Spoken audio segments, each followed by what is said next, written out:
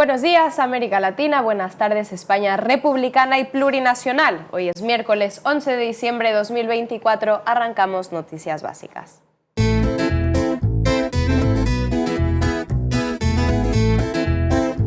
Y arrancamos hoy en Madrid, con el partido que fundó Íñigo Errejón tras su escisión de Podemos en 2019. Así es. Se acordarán ustedes de que Loreto Arenillas, ex jefa del gabinete de Íñigo Errejón y diputada en la Asamblea de Madrid, fue acusada de encubrir una agresión sexual del fundador de Más Madrid en una discoteca de Castellón.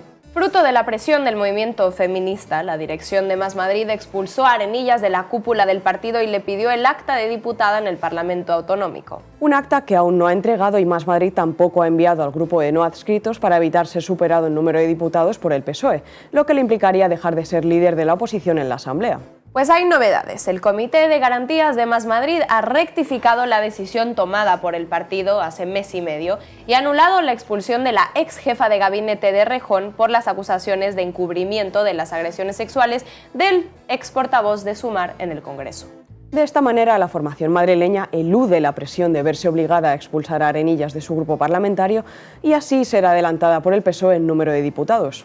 En Madrid también, pero en las escalinatas del Congreso, la plataforma de afectados por la hipoteca se ha visto con representantes de distintos grupos parlamentarios que se han comprometido a defender la prórroga del escudo social antidesahucios que se aprobó en 2020 en el gobierno de coalición entre PSOE y Unidas Podemos. Este escudo social prohíbe los desahucios sin alternativa habitacional a aquellas familias con un informe favorable de vulnerabilidad social que ha de ser elaborado por los servicios sociales y, por tanto, obligado a la tutela de las administraciones de los núcleos familiares con problemas.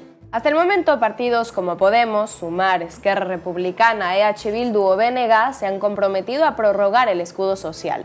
Paco Morote, coportavoz de la plataforma de afectados por la hipoteca, espera que el PSOE, Junts y PNV se sumen a la iniciativa. Recordar que desde el Comité de Naciones Unidas nos vienen recordando sistemáticamente la obligación de no desahuciar a gente en situación de vulnerabilidad sin facilitarle alternativa habitacional, cosa que no se puede hacer porque no hay vivienda pública. Por tanto, la prórroga de la moratoria es una solución que es justa, es decir, en la medida que se compensa a la propiedad y en la medida que se respeta el derecho humano a la vivienda. El escudo social vence el 31 de diciembre y desde el Observatorio DESCA han resaltado que la medida ha evitado casi 60.000 desahucios. Y esto comprueba que es jurídicamente posible diseñar una medida que paralice desahucios, ¿no? Entonces nosotros concluimos que este escudo social, que esta medida del escudo social ha funcionado y que no tiene sentido seguir vinculándolo a los efectos económicos de la paz. A pregunta de EH Bildu, Pedro Sánchez ha dicho que existe predisposición a prorrogar el escudo social, aunque no ha especificado si piensa en renovar el escudo antidesahucios. Sánchez, como sabe, de no evitarlo, el 31 de diciembre caerán muchas de las medidas del escudo social en vigor. Son medidas muy importantes para la protección de miles de familias en Euskal Herria y en todo el Estado. Que la predisposición está ahí por parte del Gobierno de España. Yo creo que durante estos últimos 6 años hemos demostrado que no solamente es antagónico, sino que es perfectamente compatible el que haya un crecimiento económico con la redistribución de ese crecimiento económico. El quilombo de esta semana es a costa del impuesto a la producción eléctrica que pagan las multinacionales energéticas. PP y Junts, a espaldas del gobierno, han pactado eliminarlo. A la iniciativa de PP y Junts se han sumado también PNV, Esquerra Republicana y Vox, lo que deja al gobierno de nuevo en una situación de extrema debilidad. Este impuesto supondría, según el gobierno, un agujero en las arcas del Estado de entre 1.000 y 1.500 millones de euros, aunque desde el Partido Popular supondría un ahorro de 400 millones para las familias y otros tantos para las grandes empresas y pymes. De momento, el PSOE ha suspendido la comisión donde se debía aprobar de forma definitiva hasta encontrar una mejor manera para salir del atolladero. Así lo ha explicado Patxi López, portavoz del PSOE en el Congreso. Primero, efectivamente, está en una fase temprana porque está en ponencia y por lo tanto hay todo un recorrido en el que vamos a intentar. Y entonces, bueno, pues han intentado utilizar eso para otras cuestiones, ¿no? Bueno, el trámite parlamentario sigue y nosotros intentaremos revertir esto. La portavoz de Sumar, Verónica Barbero, niega que, como dice el PP, el impuesto sirva para aliviar el bolsillo de las familias. Este es un impuesto que en ningún caso repercute en las familias. Esto es algo que es muy importante. Es muy importante para contextualizar lo que está pasando. Es un impuesto que exclusivamente grava el beneficio de las eléctricas. Miguel Tellado, del PP, ha usado el pacto con Junts para hacerle un recordatorio al Gobierno. Yo creo que se trata de un éxito parlamentario y que desde luego deja en evidencia que esa mayoría de progreso de la que nos habla Sánchez, sus ministros y sus diputados, pues no es tal. Y por lo tanto nosotros solo podemos mostrar satisfacción por el acuerdo alcanzado. Desde Junts, que intentan por todos los medios ser colocados en ningún bloque, recuerdan al PP que ni sueñen con una moción de censura al Gobierno. Sempre una moció de... Si el senyor Feijóo presenta una moció de censura i espera el vot de Junts per Catalunya, ja ho he dit 1000 vegades, és una fantasia, no ho farem. Aquí el tema és que el PSOE i el senyor Pedro Sánchez han de decidir si volen seguir allò, el poder pel poder, encara que vagin perdent votacions i votacions, o fan una cosa que en política hauria de ser normal, però que pel PSOE deu ser inaudita, que si jo he arribat a uns compromisos els compliré. Por su parte, la portavoz de Junts en el Congreso, Míriam Nogueras, ha sido hoy más dura en la sesión de control al Gobierno. Vostès saben perfectament que nosaltres no anem de farol. No ens van presentar les eleccions espanyoles per donar estabilitat a cap govern espanyol, i menys a un govern espanyol que no compleix amb Catalunya, sigui del color que sigui. Estan en números vermells, senyor Sánchez. ¿Es posaran al día? ¿Verdad? Tenemos un gobierno en minoría parlamentaria y nos toca negociar, trabajar ley a ley con los distintos grupos parlamentarios de esta Cámara.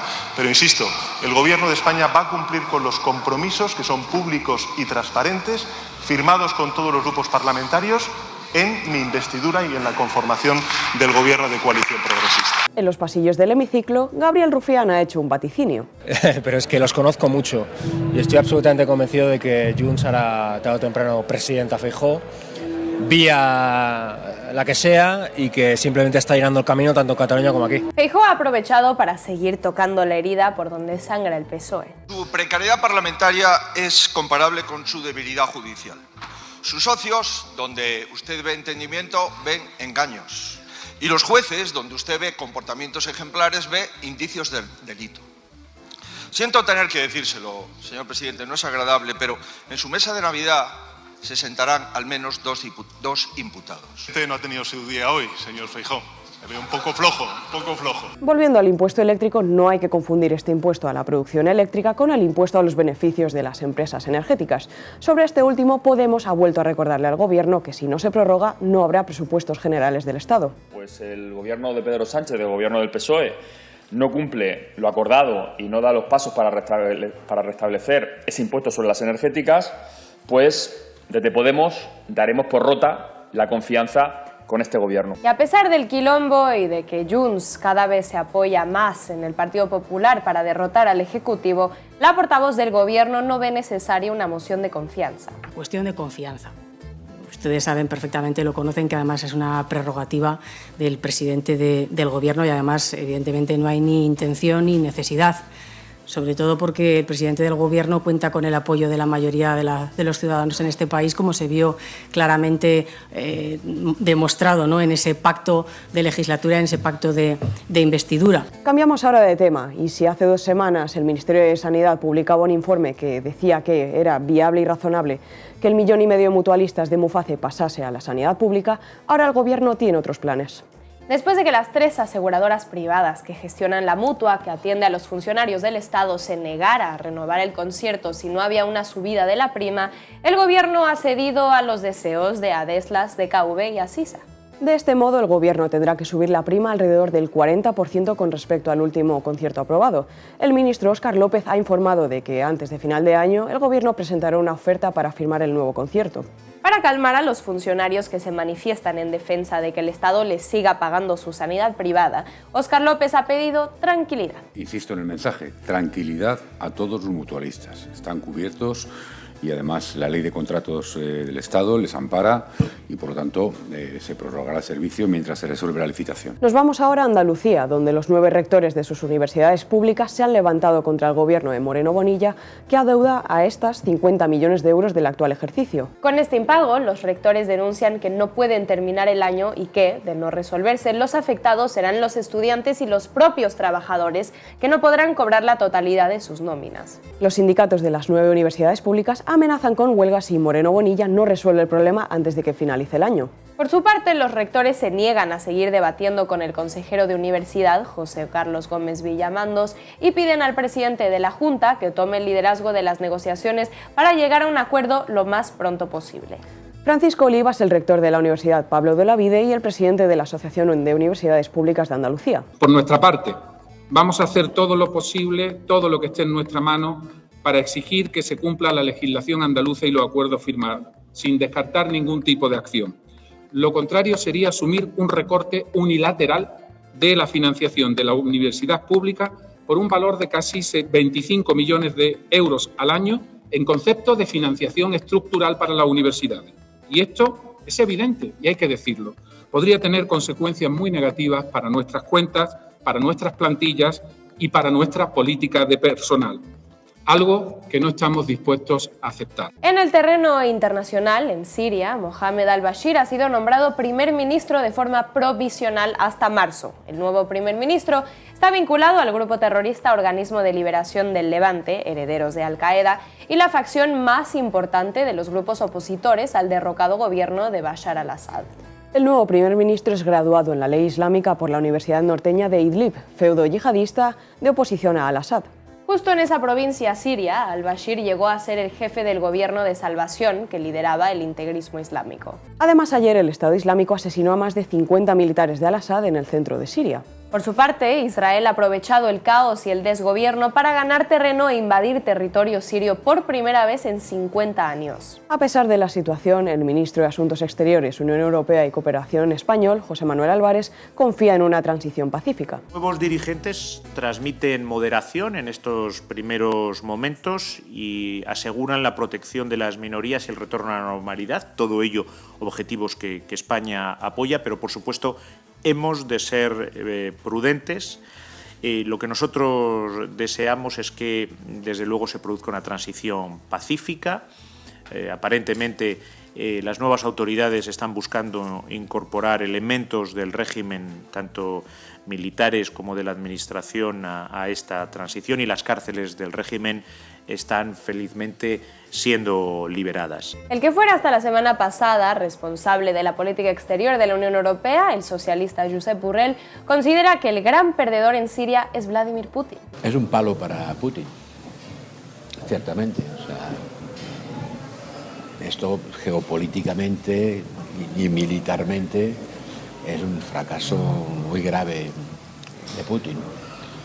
Si eso va a afectar a Ucrania, pues no lo sé. Viajamos ahora hasta Venezuela, donde Nicolás Maduro ha condecorado con la medalla de la batalla de Ayacucho a los 21 funcionarios que han sido sancionados por los Estados Unidos. Entre los galardonados está América Pérez, segunda vicepresidenta de la Asamblea Nacional. Maduro ha defendido la soberanía de Venezuela y ha advertido de las consecuencias que tendría una injerencia extranjera. Ahora salen la descocada, los descocados del extremismo fascista para pedir que en Venezuela también se arme una guerra civil. Yo les digo, no se equivoquen, porque el pueblo de Venezuela, en fusión perfecta, popular, militar, policial, va a triunfar por el camino de la paz. Y en Venezuela habrá paz, estabilidad, unión nacional y prevalecerá la Constitución. Mientras tanto, en un evento en la Asociación de la Prensa de Madrid, titulado El reto de la liberación en Venezuela, derechos humanos, justicia y democracia, que cubrimos para Canal Red en un reportaje que será emitido mañana en El Tablero, el que fue candidato opositor en las elecciones del 28 de julio, Edmundo González Urrutia, ha vuelto a reafirmar su intención de estar en Venezuela para la toma de posesión del 10 de enero. Venezuela entera clama por libertad, justicia y democracia. Así lo exigen las víctimas directas de la represión. Así lo demanda el más elemental sentido de humanidad. Ese es nuestro propósito y hacia allí seguiremos orientando todos nuestros esfuerzos. Terminamos hoy con Willy Veleta, que ha estado hablando con Duha, una activista palestina que tiene a su familia en Gaza. Escuchen a mi amiga y compañera Duha. Hola Willy, ¿qué tal? Escúchenla. Por desgracia, quien tiene poder y pueden hacer algo, no hacen nada. Como siempre, lo que mueve todo el mundo es el dinero. Entonces, pues por eso, que vayan a Palestina, que vayan a Gaza a vivirlo un poco para que lo sienten un poco y tengan un poco de empatía. Que cada vez va peor, nadie hace nada. Tengo la tía de mi madre que es, o sea, que desde siempre trabajaba así con la gente, no sé cómo se dice, o sea, con la gente muerta para lavarlos y tal, pero me dijo el otro día que las cosas que ve son terribles, lo que se está obligada a ver, sacar a la gente de debajo de los escombros, una madre se queda con la cabeza dentro, lo que tienen que hacer es cortar la cabeza y sacar el cuerpo, o cortar un brazo de un cadáver y sacarlo porque no les queda otra, y los perros se comen el cuerpo de los asesinados por Israel. Entonces eso ni en películas de terror pasa. A ver si hacen algo. Que vaya vergüenza del mundo en el que vivimos, no hacen nada, no mueven un dedo, como te dije el otro día, que es que por un virus han parado todo el mundo, pero por un genocidio que está acabando con un pueblo entero, no hacen nada. ¿Por qué? Porque no les importa, no les beneficia nada y lo que van ellos a por el dinero. Ahora con la llegada de Trump ya ni te quiero contar. No, ya peor va a ser, porque es que también el dinero es lo que más le importa. Fuerza, Doha. Gracias. Esto es todo por hoy. Recuerden hacerse socios y socias de Canal Red en apoya.canalred.tv o en el QR que aparece ahora mismo en sus pantallas. Regresamos mañana con más y ya veremos si mejores noticias. Mientras tanto, sean felices.